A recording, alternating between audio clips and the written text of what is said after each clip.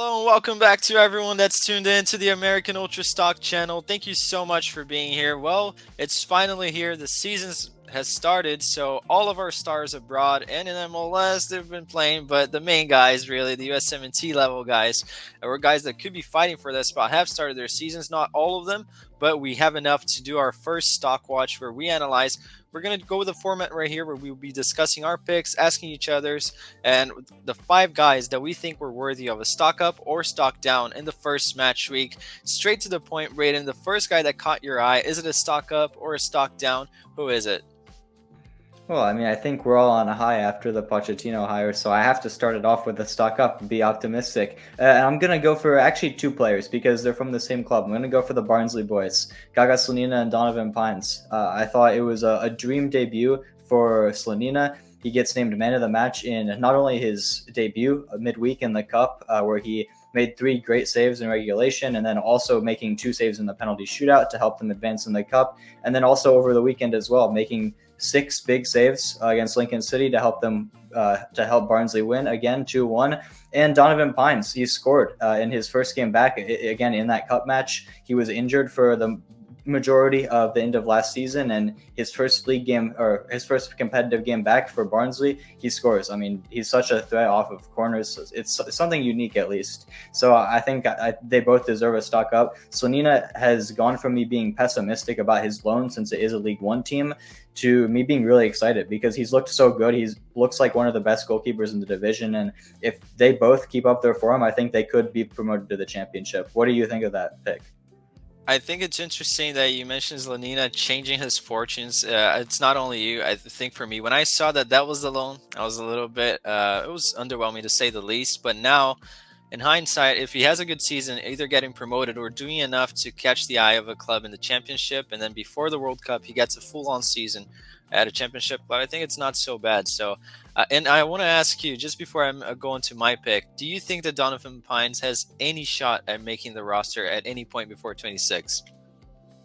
Oh man, I'm gonna just say no to be safe because when he has been with the USMNT in the past, in I think it was the Gold Cup 2021, I don't think he was horrible necessarily, but he wasn't great for sure. And even his form in MLS with DC United before he did make the move to Barnsley last January, again, it wasn't bad, but it wasn't great. Like players like Walker Zimmerman, Miles Robinson were probably better. So, you never really know. He's still young enough. I think he's 25, 26, where we all know center backs mature later anyway. If he goes up to the championship this season and performs well there, who knows? Our center back depth is horrible, but I don't think so, probably.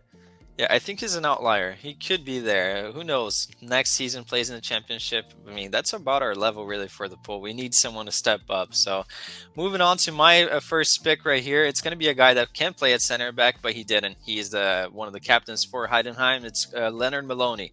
I know that they played some bums that play Regional Liga, but what caught my eye necessarily wasn't just Maloney. I'll be honest, didn't watch the full game. Saw some extended highlights, some good moments, and some clips on some shady streams. But I think that he did well. Granted, the level he went up against is very, very low. But the new signings in the club, I think that I was concerned with how Heidenheim was going before this because they didn't really sign that many players, but they were very shrewd with their business, getting some signings that were promising at other bigger academies, getting Brunig, who scored a hat trick. Yeah, the level was bad, but that will do the world of confidence for him. And Heidenheim needs more goals, especially since they will be going up. They could be playing at the Conference League. I think that they will get the spot there. Then Wenner looked like a monster really on the wing. Such a young talent. Good player to have, flashy, and that's something that they need. I think they needed a little bit more silk in their attack. And Leo Scienza, I watched this guy when he was at Chapecoense in their academy way back in the day because they played against my club in an academy match back when my club was good. And I always thought this guy was a really good player. Out of nowhere, I turned on that game and saw that he's playing for Heidenheim. I don't know how his career was before, but he looked like a really good player and a good alternative for the club, also for cheap. But all of this is just to give Maloney a stock up because I think his season is going to look a lot better than I thought it would. And now with basically a vacant spot in the DM position, Adam's still out. What do you think, Brayden? Do you think it's fair to say that if things go like I'm thinking they will, Maloney could be a starter by the end of the season and get a full-on stock up by the end of the year? I mean, we did our USMNT season predictions. We both had him in our team of the season. That's all I'll say. Go watch that full video if you haven't already, but I'll give that little hint there. Honestly, I'm on the same page as you. I always do my top 5 league predictions just for fun. And when I was looking at Heidenheim's squad, I was really concerned. I mean, they sold their best player, Jean-Nicolas Best in name and in nature, to I think it was Benfica and a couple other key outgoings, and I was concerned. But like you said, some of the new signings have inspired some new confidence. Paul Vanner as well. I think he's such a good talent. Only 18 years old still. I still remember when he made his first team debut with Bayern a couple seasons ago. Such a great talent as a winger. I think he's going to have a breakout season this year, and I really hope that Maloney is good. I mean, we saw how crucial he was for them last season. I think that especially if they do compete in Europe, the squad depth is going to be crucial, and having a player like him who can just continuously run for days with no stopping is going to be so important in the midfield. All right, and let us know, what is your next pick? Who is it, and is it a stock up or stock down? So far, we've been really optimistic.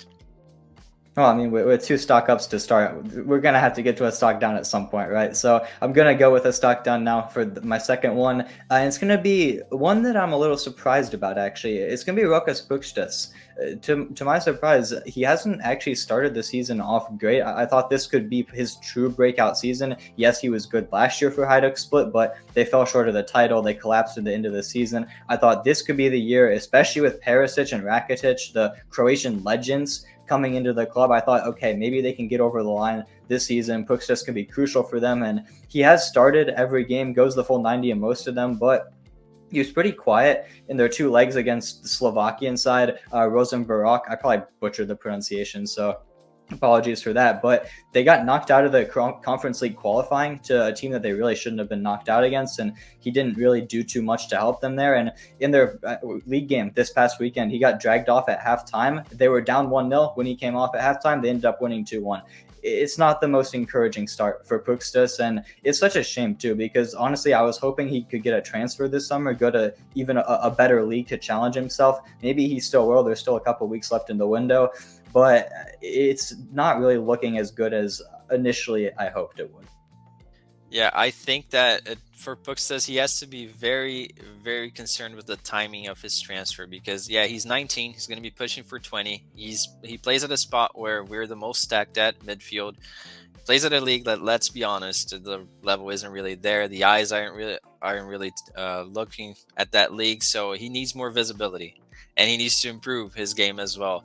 I'll be a little bit concerned, especially with the bigger names. If he doesn't perform, he could be dropped. I mean, not that encouraging, really. And I'm sorry, but I'm going to keep the downwards trend right here with my next pick. But this is for a player that everyone watches. It's Chris Richards.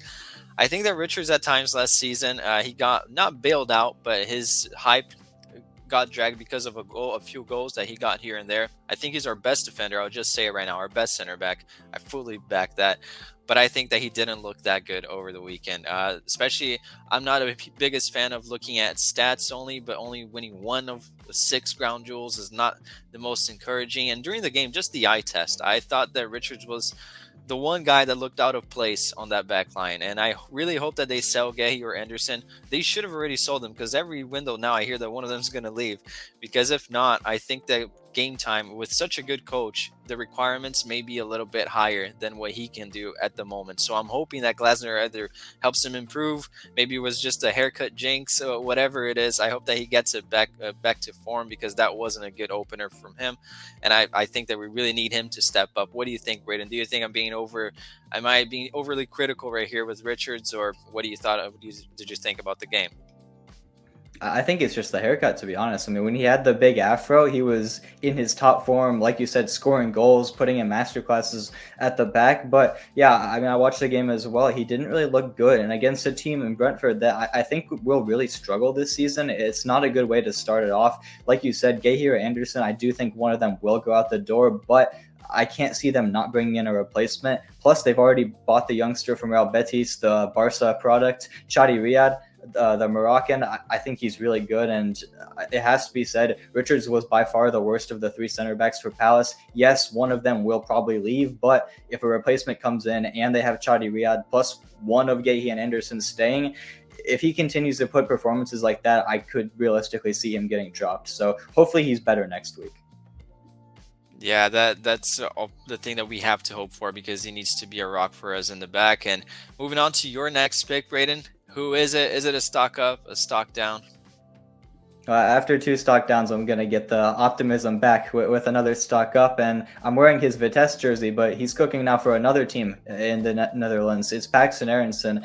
I thought he was so good in Utrecht's game this weekend. He got an assist just, I think, 3 minutes in. A great Trivela. Ball fell to him after a corner kind of fell apart, but he gets the ball inside the box and puts a great Trivela into the area for the assist. And then in the 10th minute as well, he gets the ball switched to him.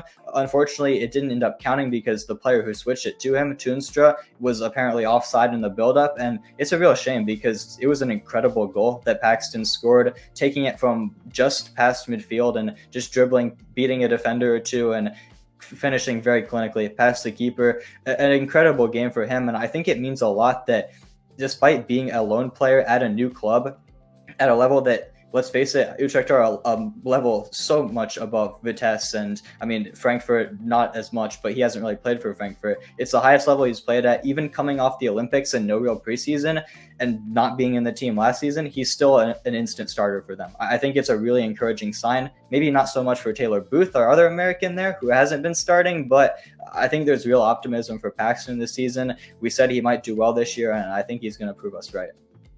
Yeah, I think that everyone needs to start paying more attention towards Paxton. I think that the stigma with his brother, again, it's the one thing that hurts him for whatever reason. Because, again, beautiful, beautiful assist from him. I think that the highlights not only just assist, that he looks so alert when he's playing and very progressive. I think he's the type of player that we always talk about Luna being a little bit different. I think Paxton has that. He's different than the typical American player, and hopefully big things to come from him. I'm gonna have to stay right here on the downwards trend. I'm gonna pick a guy. Not much to say, but it's gonna be Ethan Horvath. I mean, is there anything to say?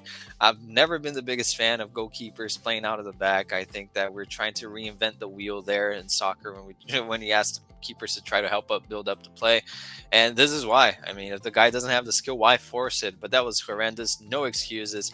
I think it just showcases in a nutshell what our goalkeeping situation is. I think that Gaga, especially, we mentioned him at the beginning, he might step up by the end of the season because we have the two main guys, one being a bench and the other one doing things like this.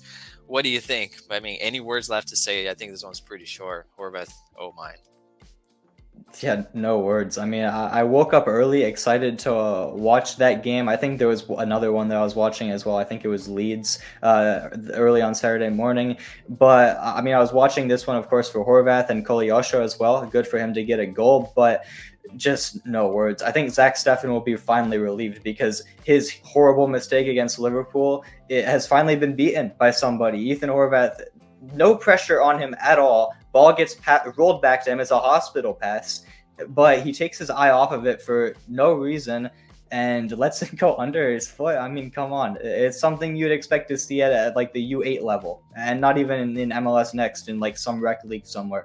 It's absolutely horrible. I think that alone takes him completely off of the USMNT radar for me because you can't come back from that. We saw what happened to Zach Steffen's career after his mistake. I'm really worried for Horvath. And if you take that out of the picture, he still had a horrible game. I mean, he let out, 5 goals on 4 shots. How do you score more goals than you have shots? It's impossible unless you have someone like Horvath making that mistake. Just unbelievable, really. Yeah, it really is unbelievable. I'm praying for a miracle right here and for Gaga to come good, for all the good we talk about him. And let's see. Any good news on your side, Braden? Who was the 4th player that caught your eye over the weekend? Well, we're going from that to probably the other biggest stock down you can have. And this one's kind of an off the pitch one, going from on the pitch to off the pitch. It's going to be Reggie Cannon. Honestly, all jokes aside, I'm really worried about him because he loses his legal battle with Boa Vista. I mean, we know he came out in an interview, said he was a couple of years ago, I think it was. He said he was never paid on time.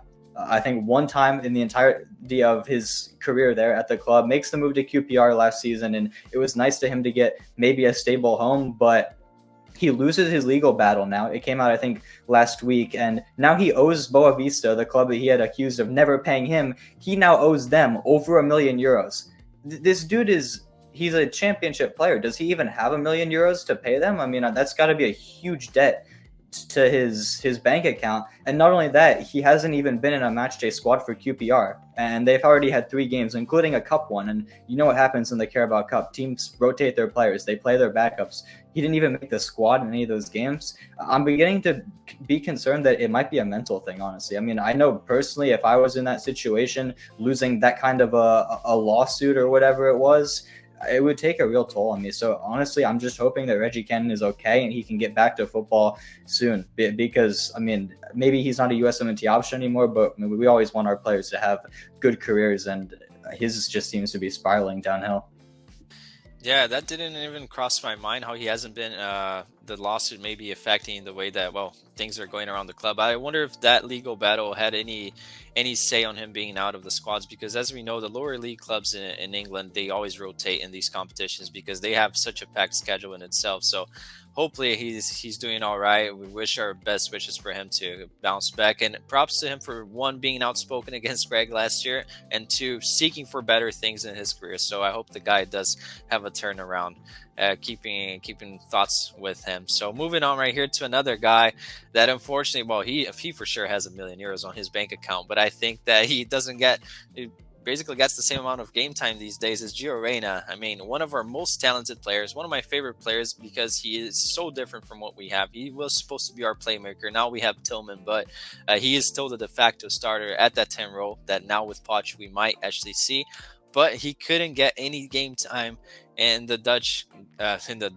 German Cup and the DFB Pokal, and that's really concerning because in preseason he got some minutes, and even then it seems like Sahin won't really trust him, and it was said that he was out of the picture for the plans of the club. He got those minutes. I got my hopes up that maybe that was a sign for things to come, but then a game like this, that, let's face it, it's meaningless. It's basically glorified preseason game for Dortmund, and he didn't get a look. That really concerns me. No rumors whatsoever of a move. Maybe he's trying to do a Dest at Barcelona type of scenario where he's trying to stick it out and see if it works. I don't think it will. I think that Jorge Mendes needs to get to work as soon as possible. Find him a club, find this guy alone, and Gio needs to take a step down as well and realize, let's rebuild from here. What do you think, Brayden? Am I being too harsh? Am I looking too much into things? And do you think he will get a move? Well, first, I just want to give a quick shout out to Albine Loca, 30-year-old American center back who actually played against Dortmund in that game and scored. So shout out to him. At least we had an American on the pitch in that game against Dortmund and scoring. It's more than we can say for Gio now. And you mentioned him being the de facto starter at the 10. I don't think he will be. I think with Poch coming in, he's going to value what Tillman's doing at PSV. He didn't have the best game this weekend, granted, but regardless, he started the season very well, and I think it's going to be an incredible season for him this year. The PSV are going to continue to challenge for all the titles, and with Gio getting no minutes, I can't see a move happening. There's been no rumors. I don't think Jorge Mendes knows he exists anymore. Honestly, he doesn't care about the players, only the really big superstar names. Besides that, he just uses the connections that he has at clubs to get his lower level clients a move, and we saw that happen with Nottingham Forest last season. I think he's going to stay, and I commend his fight to try to get back into the plans, try to pull a McKennie, but I think it is going to end up more like a Dest at Barcelona situation. And like you said, it's basically the final preseason game for Dortmund. Their Bundesliga season starts next weekend. Maybe he'll get minutes there, but not getting minutes against a 4th-tier team, it's really worrying. It really is. So I'm here hoping that your last pick for the top 5 that we've watched on our stock watch is a good one. Is it right, or do we keep the downwards trend? Thankfully, it is a good one, and he's not the biggest names of players, but I think he had by far the best performance we've seen from an American in this young season. It's Kava Zahir-Islam. I probably butchered his last name again. It's impossible to say. The Iranian American, the 22-year-old striker, playing for St. Truden over in the Belgian Pro League, got 2 goals and an assist, and won a very well-deserved man of the match this weekend, helping his team to a 3-3 draw against a newly promoted side. So from that aspect, it's not great. Admittedly, his team doesn't look good this year, but on a personal level, he's looking to have a breakout season. Last year was his first professional season after playing at Yale in college, moving to Belgium. I thought it was really impressive how he did. 6 goals in his first pro season after making that kind of a jump is nothing to laugh at. And this year, he's already got 3 goals and an assist in 3 games. It's looking like it could be a breakout. And I'll say it again, he got no consideration for the Olympics, and I think that's a huge mistake. I mean, we brought one we only brought one true striker, even though the entire process we had two. I think they were so bad that we had to revert to only one of them.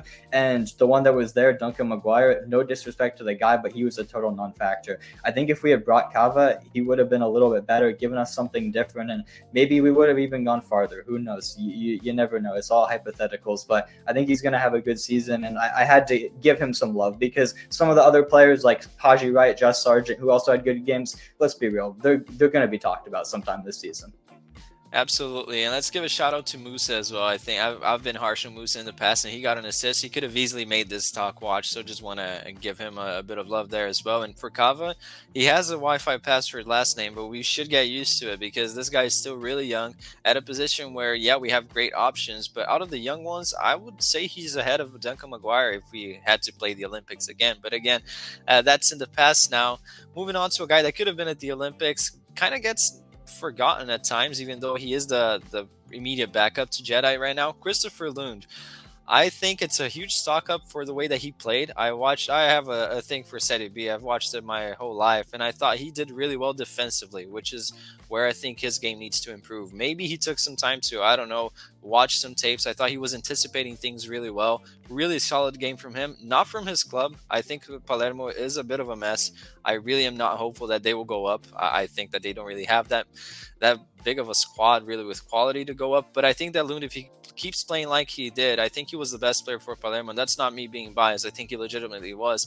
I think he can definitely get a move and find himself in Serie A next year. He's still really young. And left back, that's a position that a lot of Italian clubs struggle to find fullbacks. And he would have been acclimated already with the country. So, and by then, now with the Italian law, he may even get a Italian passport, so he helps the club meet the quota. So I think that Lund gets a stock up based mostly on his performance. But now moving on to the guys that we'll keep on our stock watch for us to watch. Once to watch, we typically go with a mainstream pick and a sleeper pick right here. Who are the two guys that you'll be watching and advising our viewers as well to tune in to watch during this week, Brayden? Yeah, so my main one to watch is, I think, probably the most interesting player, I think, for USMNT's perspective to keep an eye on this season. And it's going to be Caleb Wiley, just because he's making the jump from MLS to Liga, top 5 league with Strasbourg. And I mean, let's face it, he's one of the only examples I can think of in ever, actually, to be an American and make the immediate jump to a top 5 league. And we see players like Aiden Morris going to the championship, Brendan Aronson back when he made the move, went to Austria, of course. Paxton did make the top 5 league move, but didn't get much game time, got a loan to the Eredivisie. It's always a stepping stone club. I mean, a bunch of players went to Belgium as well, but Wiley's immediately making the jump to Ligue 1 with Strasbourg, or a solid, I would say, mid-table team there. I watched his debut. It was kind of interesting. He was playing as sort of like a winger wing-back hybrid. He did get back and defend at times, but he was very high in the attack. I would like to see him drop a little bit deeper just to be an option, because admittedly, I don't think he got the ball too much, but when he was on it, he looked solid, concise, kept it, and actually had one really nice chance that he created that probably should have been an assist for him, or at least a secondary assist. I'm going to be very curious to see how much game time he does get. Starting immediately on his debut, especially when the move was only made official a couple of days ago, is a very encouraging sign for me, but we're going to have to continue to see. And then for my sleeper candidate, this is one that I've gone into the depths of research to find, because I think it's a player that we've all forgotten about from a couple of years ago that maybe should be back on the radar, because you talked about Ethan Horvath being horrible. We all know Matt Turner's club situation is horrible. Patrick Schulte wasn't good at the Olympics. Gaga Slonina, yes, he's good at playing well, but he's still in League One. We have a guy, Brandon Austin, who represented the U.S. at youth level and England at youth level, who is now Tottenham's number 2 goalkeeper, which is crazy to think about, that he kind of just made his way to the situation out of nowhere. But I mean, as this video comes out, they play their first Premier League game today. We'll see if my theory is correct, but I'm about 99% sure he will be the backup to Vicario, at least to start the season. Obviously, we can't consider a guy without seeing him play. I'd like to see if he plays in some of the cup games, especially since they're in Europe this season. Maybe he'll get some run because, match congestion and they have to rotate a little bit. If he does well in the cup games, I think he's instantly into the conversation, just because the bar is so low. And I mean, let's face it, even if he's not playing, a backup at at Tottenham is still better than a third choice at Nottingham Forest. That is true. No, props for that one. I think that he would definitely take a call up, and the bar is really low. Let's be honest. Whether we like it or not, I think it's the one position where the entire fan base knows we need better. And if you play does well in the Carabao and the FA Cup, he definitely gets into the mix. I mean, that's more game time at the highest level possible compared to anyone else in the pool. So maybe we should keep him on stock watch. I will be very interested to tune in to the Cup games for Spurs, and it's always a laugh to tune into Spurs as well. So that's a bonus right there. Hopefully, he's not part of the circus though. Now, my picks right here for the week are Mackenzie. Mark McKenzie made the jump. He made his transfer official to Toulouse. Props to him for taking the leaving and stepping. Yeah, it's not the highest of levels in League 1, but I still think it's a step up. He's going to be playing in a top 5 league. This is a great place for him to develop and then attract even more eyes towards him for a bigger move in the future. Didn't play over the weekend, but I think that now going up against Nice, he might find himself in the starting lineup, might get some minutes here and there against a really solid club, one of the only clubs in that league that I think is consistently playing at a good level. So I'll definitely keep him on my stock watch. And he is, well, my sleeper pick. I don't know if I've gone with two kind of mainstream ones. I'm just listing him as a sleeper because a lot of people overlook him, and now he is in the top 5 league. Hopefully, and I see some people saying hopefully he'll not be a Palmer Brown. I think he's a lot better than Palmer Brown. But moving on right here to my main pick, it's going to be Haji Wright going up against Bristol City. Haji, as we know, firing in all cylinders. We both picked him to be the top goal scorer from our pool this year, and things have been looking up for him. They're going to be going up against Bristol, who have been doing all right as well. I think they won and tied one match, so I think it's a good club to test your level up against. And I think that Haji is one that we should watch every week, anyways. So those are my picks. I'm curious to see what you guys think of this new format. It was a little bit more free flowing. We saw you guys commenting it over the past season, and let us know, do we got to stock up for this? It's our comeback here. It's the first one of the season. What do you think about our picks, the ones to watch? Please make sure to comment. We'll try to engage with as many of you as possible. Make sure to leave a like, subscribe, share with your friends, and we'll see you next time.